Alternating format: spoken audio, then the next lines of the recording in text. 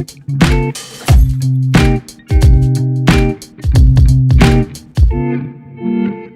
guys, and welcome to the Invar Technologies Podcast, a podcast where we interview top-level executives inside leading and growing companies in the food and beverage space. We're excited to have our guest today, Mark McTavish. We'll be diving into his story, a little bit about PulpCulture, his company, and some engaging insights into the beverage industry. So make sure to stick around. I'll go ahead and just kick it off to you, Mark. It's a pleasure to have you on. I'm really excited to get into this. But if you could just introduce yourself, tell a quick snippet of your story and your background, prior to starting PulpCulture. Cool. Yeah, thanks, Alessandro. It's great to be here. And again, my name is Mark McTavish. I'm the owner of PulpCulture, which is a fermentation sciences company. And we're based downtown Los Angeles. The way we show up in the market is with alcoholic beverages, of course, fermented beverages. So we utilize fermentation as a science to make health beverages that happen to contain a little bit of alcohol. And the reason I came up with this is I was looking for a way to merge my two career paths together. My past careers were spent in craft beer as well as health and fitness, specifically in the commercial fitness industry, building health clubs and designing products for the fitness category. And then moving down to Los Angeles from Canada, my wife said, "What do you want to do with your life now?" And I said, well, I want to merge my two paths together. I've only been an entrepreneur in the fitness and alcohol spaces, so why not merge those together?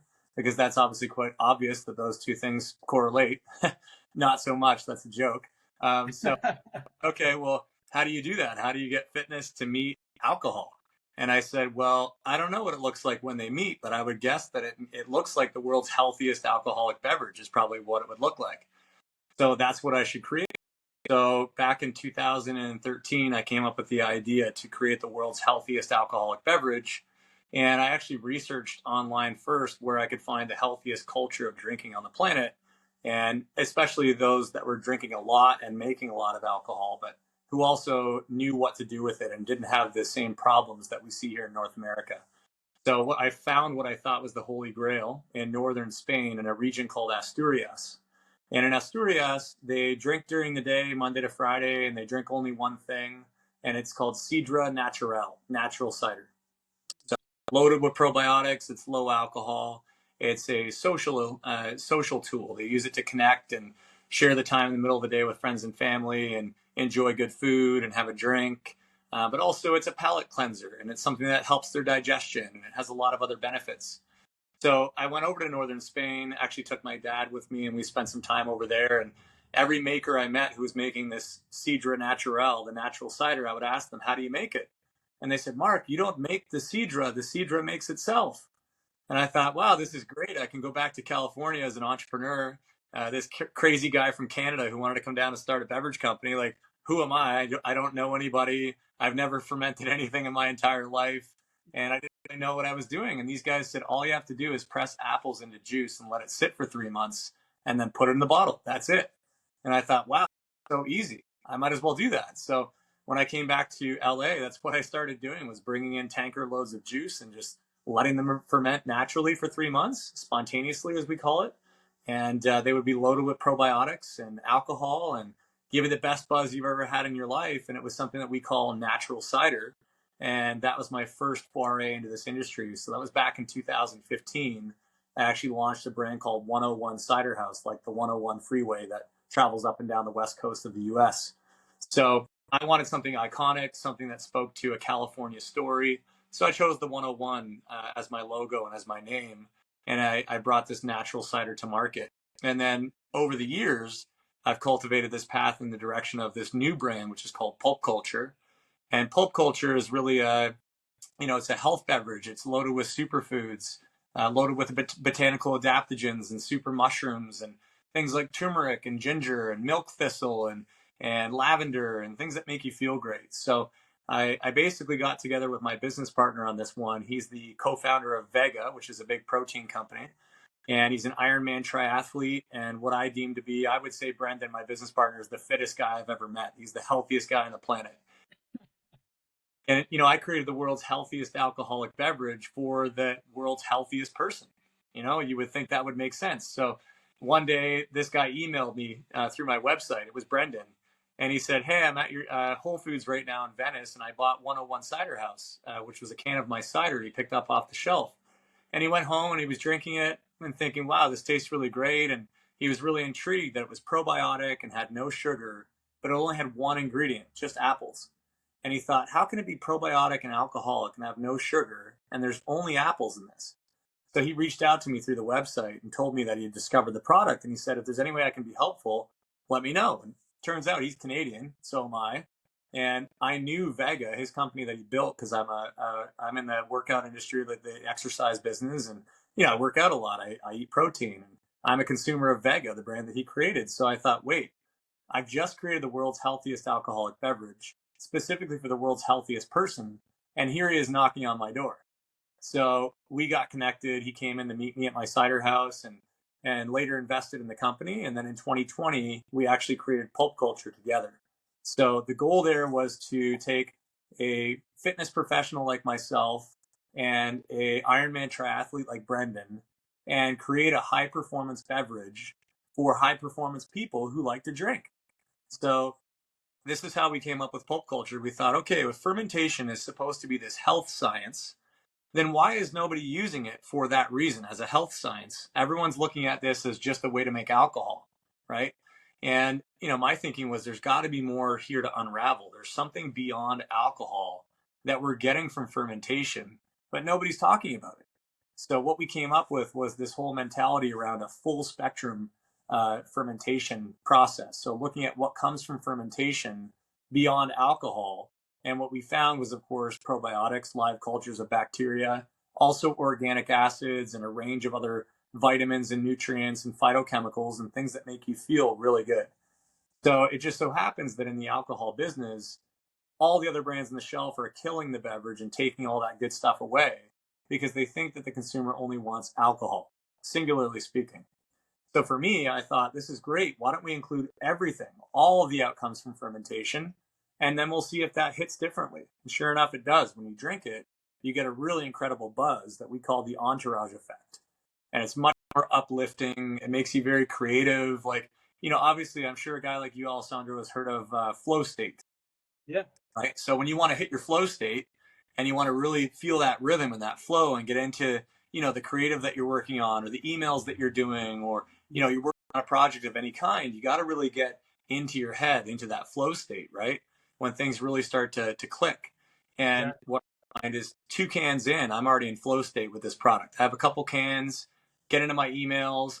This could be when I'm starting my day at 9 a.m. I'll have a can of PulpCulture and I open my computer. It's 9 a.m. and I'm doing emails while I sit at the bar at my tap room, and all my staff are walking around working, and they're not looking at me thinking like, hey, is Mark drinking an alcoholic beverage at 9 a.m.? They're thinking, oh, he's just drinking a PulpCulture because it's a health beverage that just happens to contain a little bit of alcohol, right?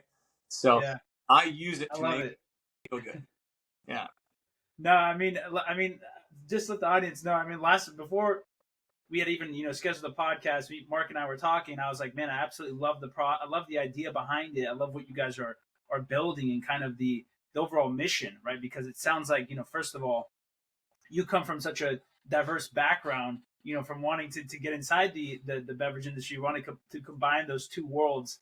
It's definitely quite a mission and a vision that you have for the company, and definitely to tie those two worlds in together, I think is amazing. And I wanted to ask you, because obviously, as an entrepreneur, we kind of have to understand the trends that are happening inside the market and understand what's going on, and where we're going as where consumers are going towards. So I'm curious, what type of trends do you see within the beverage industry, in today's day and age, and how did you position PulpCulture, maybe even to capitalize on some of those and really position your product that way? But I'm curious to kind of hear, from your perspective, what you think about that. Yeah, I mean, we see a lot of trends. Beverage is unfortunately ridden with trends. Like the beverage as a category, kind of like fashion, kind of like music, it gets a lot of attention, right? There's a lot of people that are thirsty to get in, right? There's a lot of people starting a beverage company. It could be a wine label, could be a beer brand, could be a soda company.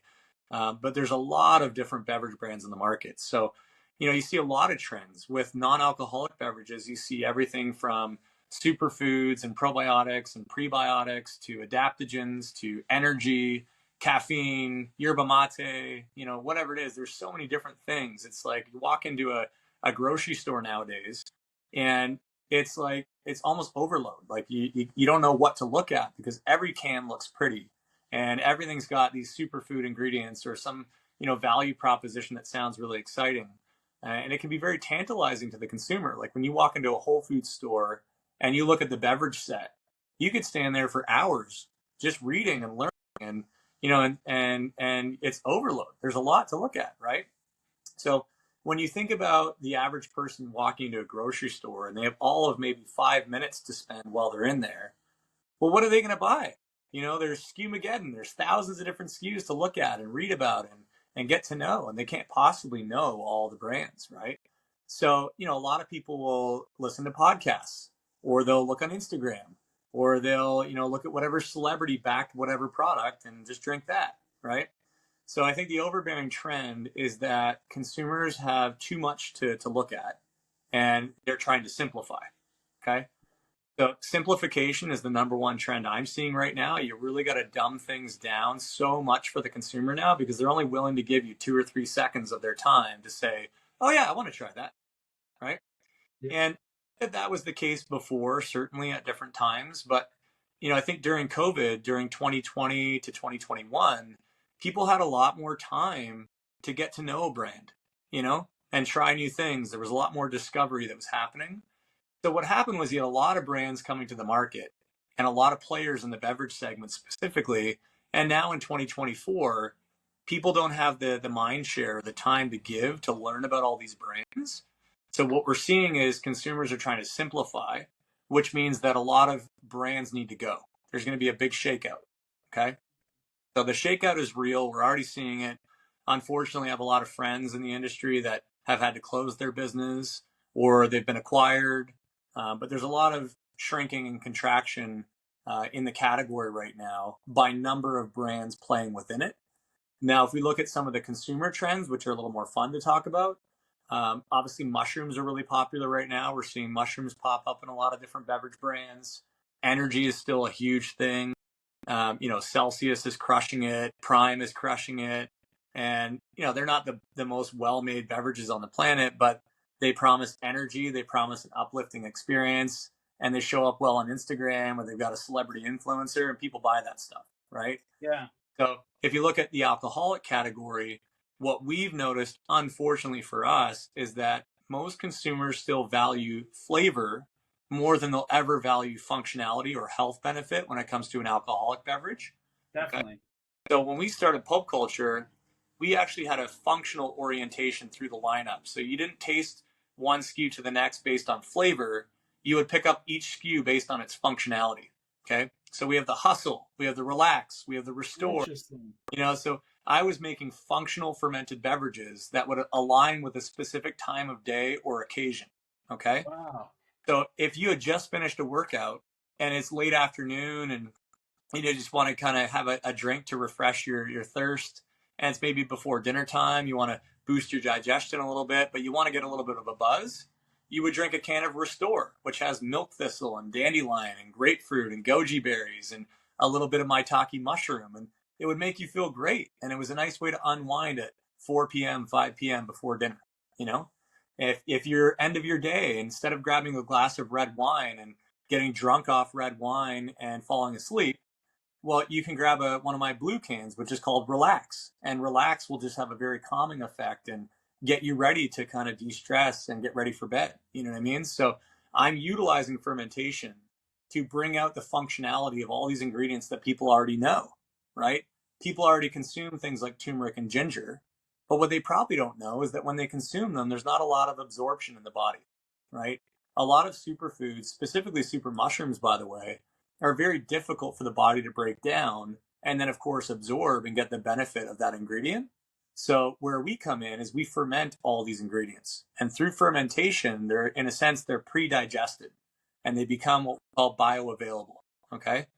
So, Alessandro, when you go work out and you're done, you drink a protein shake, right? Yeah. And there might be 30 grams of protein in that protein shake, right?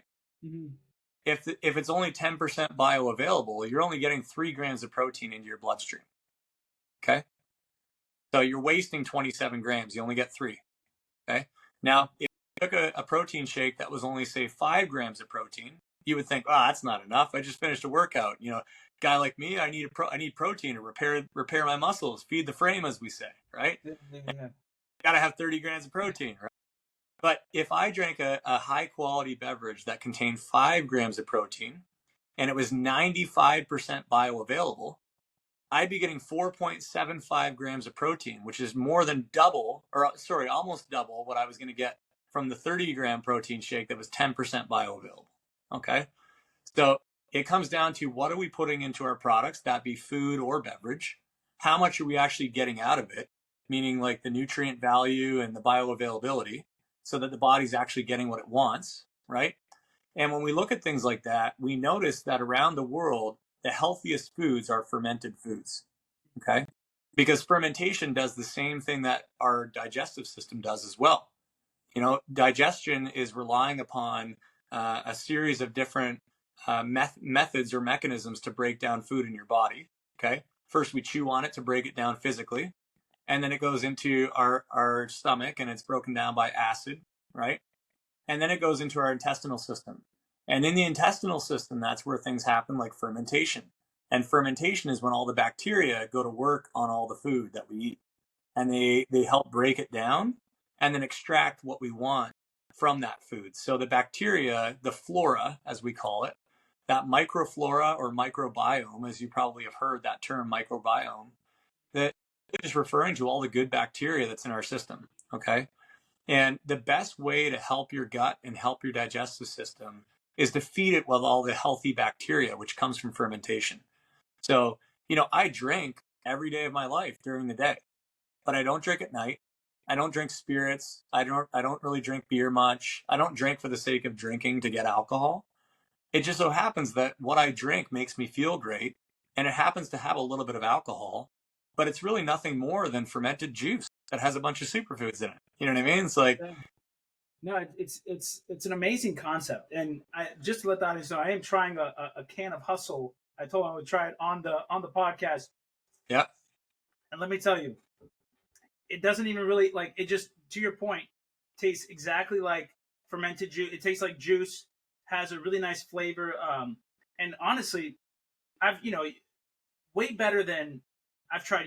I'm a big fan of. I've drank a lot of seltzers, a lot of White Claws, a lot of this and that, and yeah, it tastes way better than a seltzer. right. And to your point, I think that I was going to ask a question, regarding kind of what makes you stand out amongst some of those other drinks that are obviously coming to market right now. But I think you kind of just hit the nail right on the head, and obviously you can add some if you'd like. But I mean, to have those different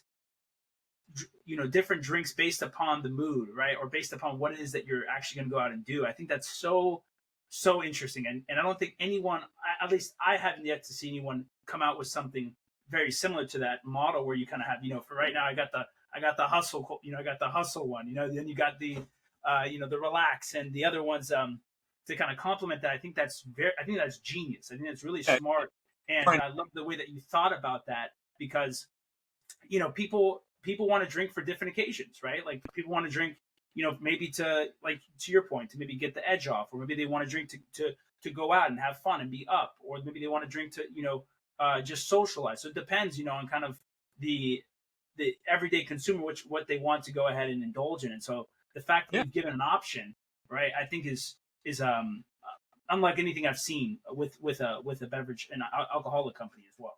Yeah, we're just more intentional. It's to me, there's 3 questions you should ask yourself before you drink alcohol. And I think it's really important to have an intentional drinking experience, because alcohol is a drug like any other drug, right?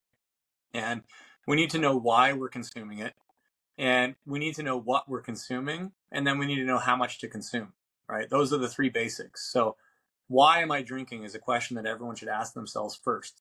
Is it to kill the stress? Is it to take the edge off? Is it because I'm meeting up with friends? I just want to be social? Whatever it may be. Or maybe it's just I really love the taste of wine. I just want to have a glass of wine because I love the taste, right? I mean, we have to remember that adult beverages, specifically those containing alcohol, they've been in the market for so long, right? I mean, it's been millennia, thousands of years, people have been drinking alcoholic beverages. So we naturally have a palate for it as human beings, as a species. We like alcohol. And it isn't just the buzz, it's the flavor of alcohol. It's the effect of it, yes, but it's also the nuances and the characteristics of an alcoholic beverage. They're fun, they're enjoyable, they're complex, right? So this is where, no knock on hard seltzer, but just to be honest about it, this is what hard seltzer is lacking, because it's a very one-dimensional experience, right? People drink seltzer because they want the effects of alcohol, okay? But they're not asking about flavor and complexity and depth of character, because it's a very one-dimensional, very boring, basic product, right? Yeah. It says mango on it, and it tastes like mango. Hey, awesome. Good for you. You know, if you drink a bottle of wine, everyone assumes it's full of grapes. That's the only thing that's in there, right? But then when you drink the wine, oh, what do you taste, Alessandro? Oh, I taste notes of black permanent marker and asphalt and chocolate and cherries. Oh, oh, interesting. Okay, cool. Well, there's none of those things in the bottle. It's just grapes, right? Yeah. But it's contemplative. It makes you think, right? Yeah. Now, when you sit down with a beer, there's something about a beer that doesn't make you think. It does the opposite. It makes you let go of all thought. You're just like, I'm going to crush a beer right now, not think about anything else, right? Yeah. And it's calming and relaxing as a result.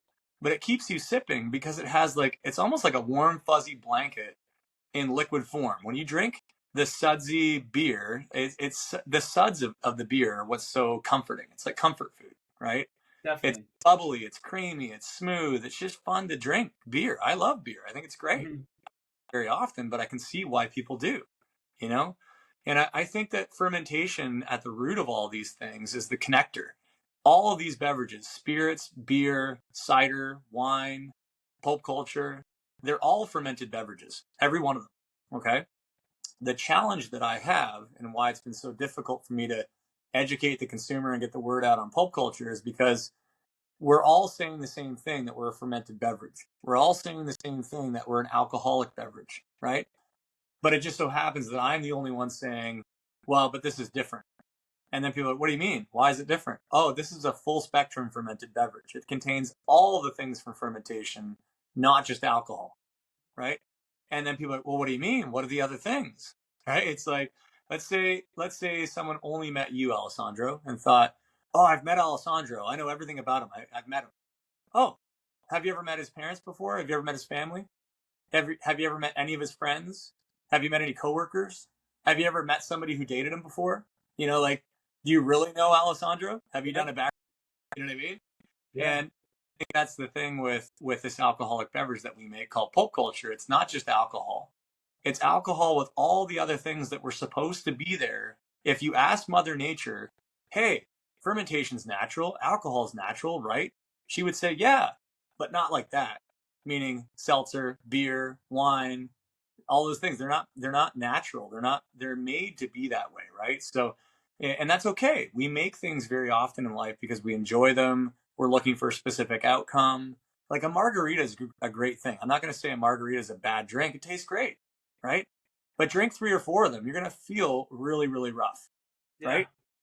Because you're consuming something that is full of unhealthy things. It's not a healthful experience, right? And of course, you know what you're going to get. If you go into the night knowing you're going to drink cocktails, you're probably going to drink too many of them because they're addictively sweet and yummy. They're delicious, right? And then the next morning, you're going to feel the pain from that. You're just going to, right? I So, think, I think a great thing that you had told me that I almost wanted you to highlight a little bit is because the fact that, we're where it seems like we're going, right, in culture, right? It seems like we're trying to, everyone's trying to find that healthy alternative, right? We're pushing towards that way of, promoting more health, promoting more fitness. And I think you guys position yourself in a great way because, we were talking about how, imagine being able to drink and, being able to indulge and knowing that you're not going to have a terrible hangover the next day, right? yeah, Like, I think that's what stops a lot of people. To your point, if you're gonna down 5, 6 margaritas, the next day you're gonna be paying for it. You know that there's consequences from that, and I think it's what you guys have obviously put in place, and something that you touched on earlier with me was just the fact that, listen, we're designing this so that you don't have those hangovers, so that when you wake up the next day, you don't feel like death warmed over, and you're not trying to just, barely get through the day. You're actually able to function. And I think that that's a great way to position a product as well, because, obviously everyone wants to have a good time, wants to have fun, but you don't want to pay for at the cost of not feeling you're like yourself the next day. We call that the social tax. So, we drink, we want to enjoy life. We want to revel with our friends. We want to get loud and have fun and just laugh and enjoy, right?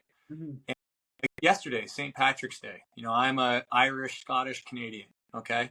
And in my world, everybody goes out for St. Patrick's Day, right?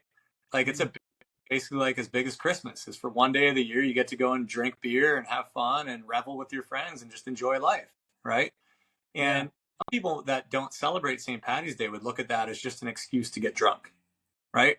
Mm-hmm. Fine, that might be the truth for a lot of people. For me, it's the social acceptance of the fact that, hey, when we're allowed to just take our time and the world is going to hold space for us to do whatever we want in our day, what are we going to do?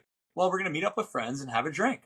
Like, think about all the vacations you go on in your life. Think about weddings. Think about birthday parties. Think about golf tournaments. I mean, think about any time you go to get to meet up with a lot of people and have a really good time and not have to think about work or anything. You're just getting to enjoy the day.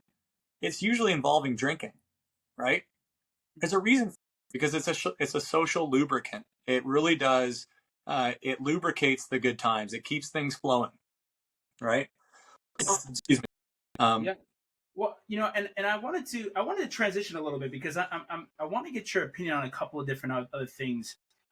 One of them being, obviously we're a technology company over here, with Invar, and so we're always curious to kind of see, from people that obviously have their hands on within the industry, that are working within the industry, what do you see as some of the biggest challenges when it comes to technology within the beverage industry that you maybe been aware of?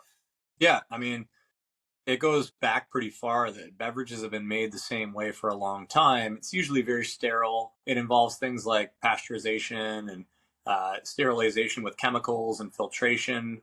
Now, this is all widely accepted practice. If you look at soda, wine, beer, spirits, there's a process for all these things to make these things. And now what happens is a lot of people over the years who are launching brands, they don't feel like they have the technical know-how or the equipment, just the broader capability to make their own products. So what they usually do is go to a co-packer, right, or a co-man. So the co-manufacturer or co-packer is making a lot of the products that consumers are buying on the shelf, whether that's the functional soda or the sparkling iced tea or the White Claw. I mean, a lot of these things are co-packed, and it's because when they're starting their brand, they don't want to put the upfront investment into a facility and doing all the manufacturing themselves, which takes a lot of technical know-how and understanding. So, I would say it's a big challenge in the beverage category technology, because for years, it's only the big boys that actually have the technology to do these things and make these beverages, right? So then you end up with a category that's really controlled by the big boys, because the small guys, they don't have the equipment to make the product, or they don't know how to make it.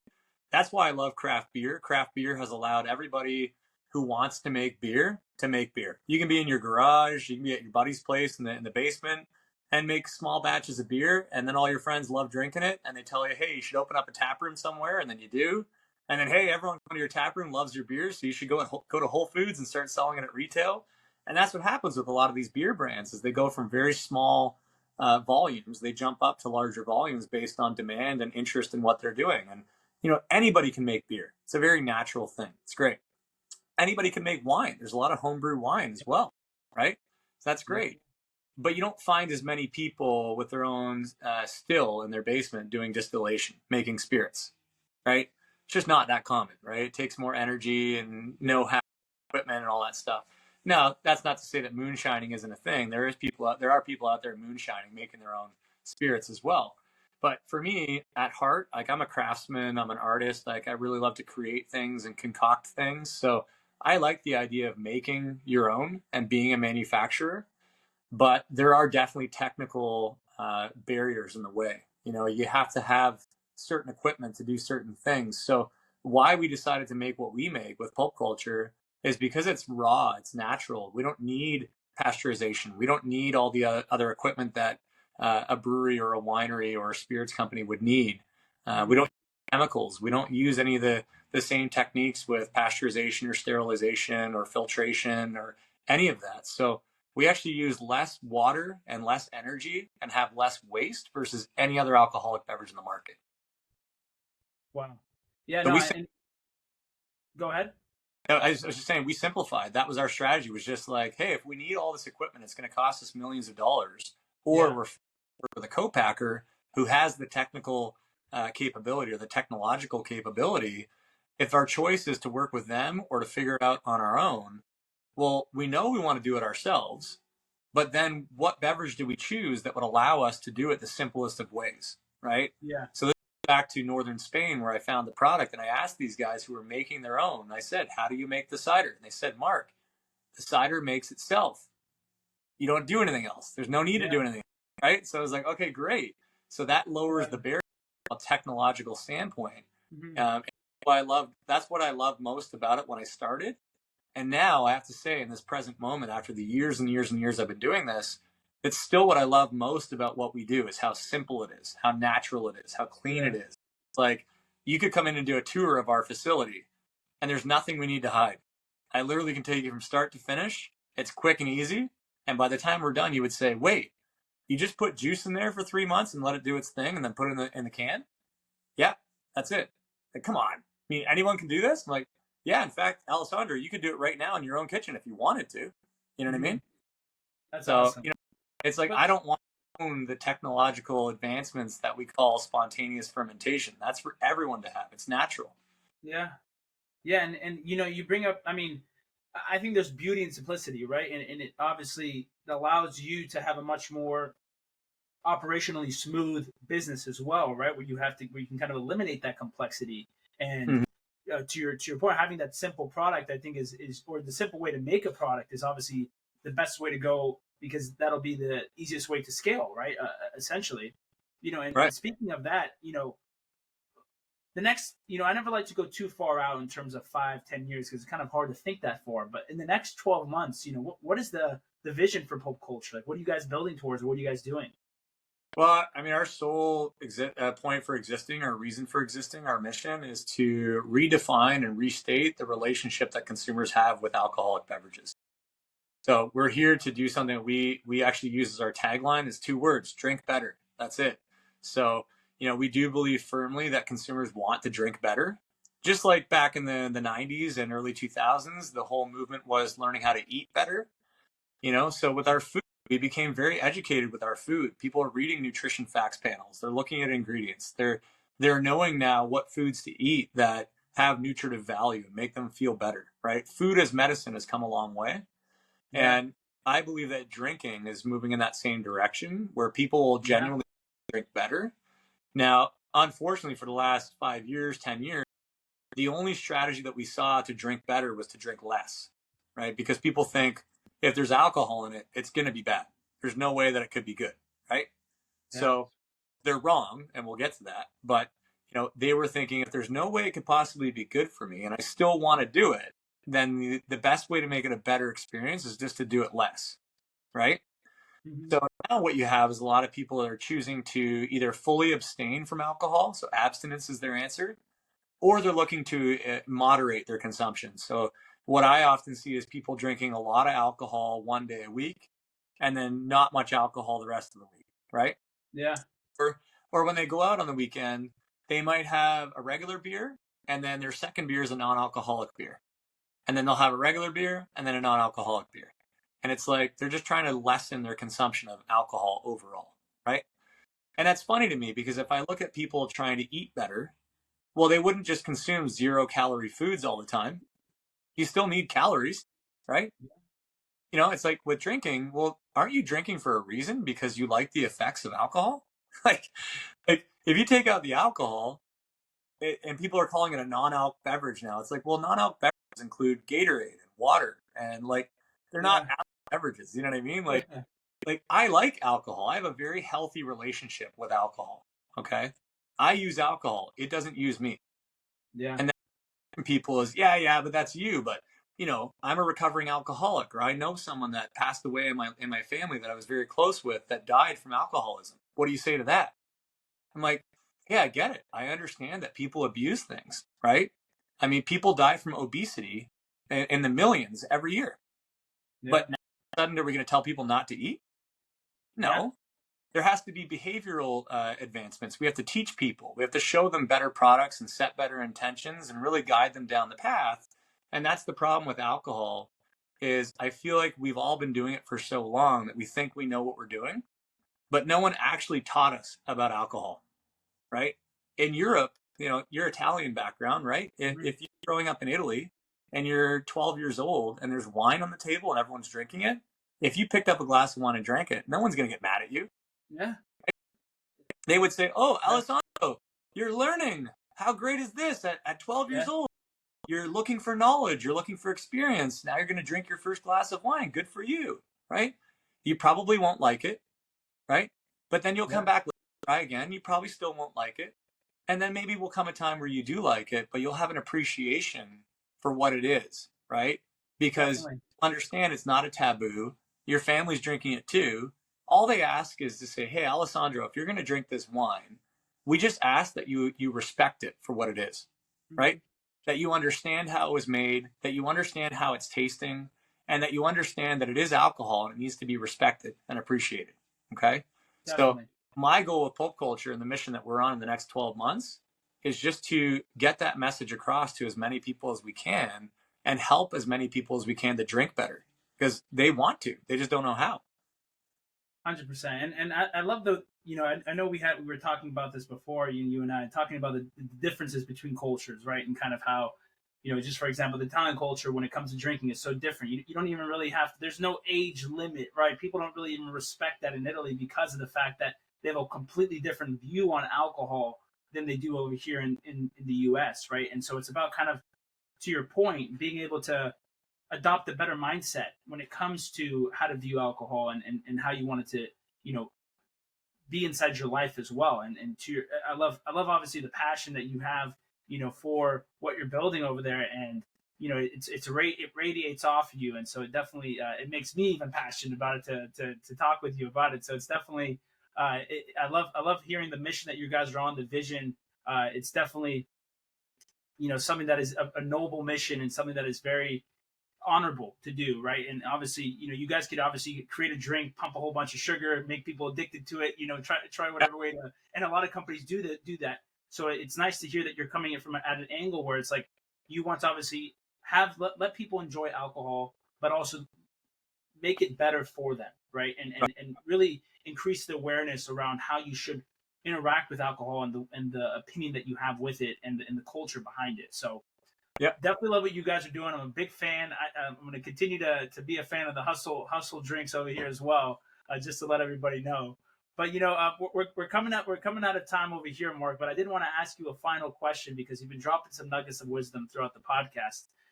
But I always kind of like to end with just a final question. If you really had to summarize some of the most important things you've learned in your career, you've done a couple of different things. You come from a couple of different backgrounds, and you build businesses, and now you're doing this with PulpCulture. What would you say are some of the most important lessons and things that you've learned along the way?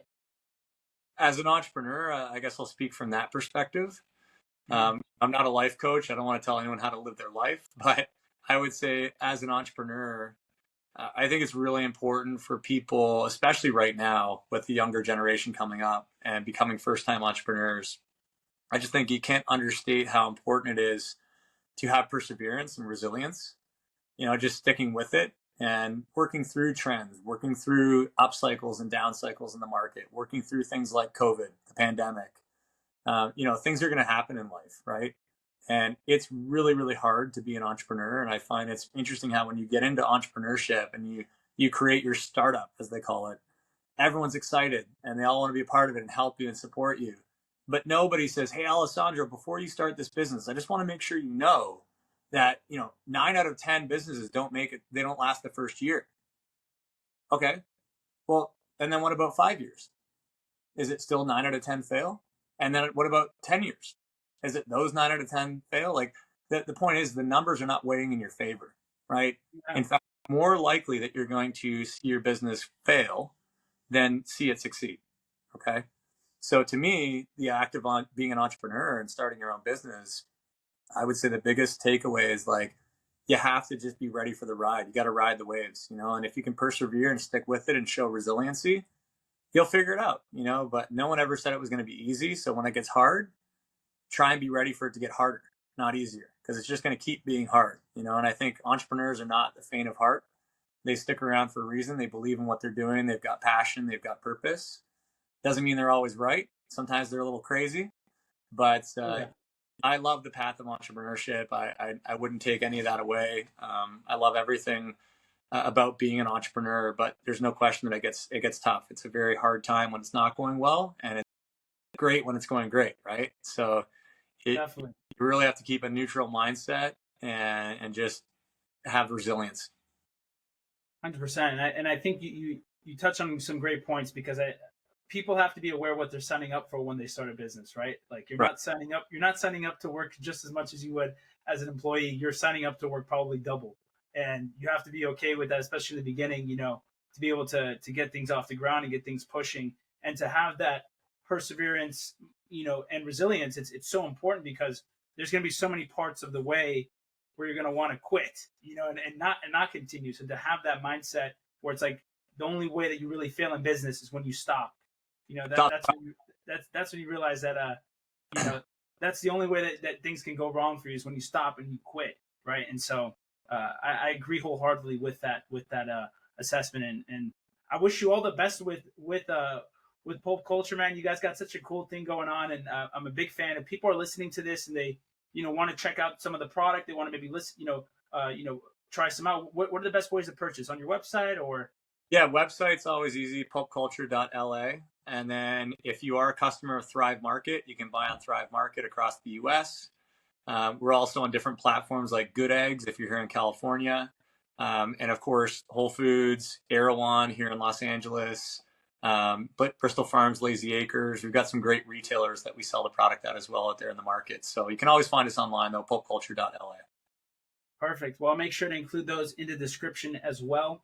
Thanks again, Mark, for coming on. If you guys did watch it all the way to the end, we do appreciate it if you could like, comment, and subscribe for more content, and share this with your friends as well. Make sure to get you guys a drink and try it out, man. It's good stuff. Hustle. That's what I'm drinking right now. You definitely got to go and at least try out a can and see what you guys think. But thanks again, Mark. It's been an absolute pleasure getting the chance to talk with you and getting the chance to know you and hear about your story. Love the vision. I love the passion. Definitely keep that up, and look forward to maybe having another one with you maybe in the future as well. Yeah. Thanks for having me on, and don't forget to take the 4-pack challenge, and then let me know how you feel. Definitely. All right, guys, take it easy. Thanks again. Ciao.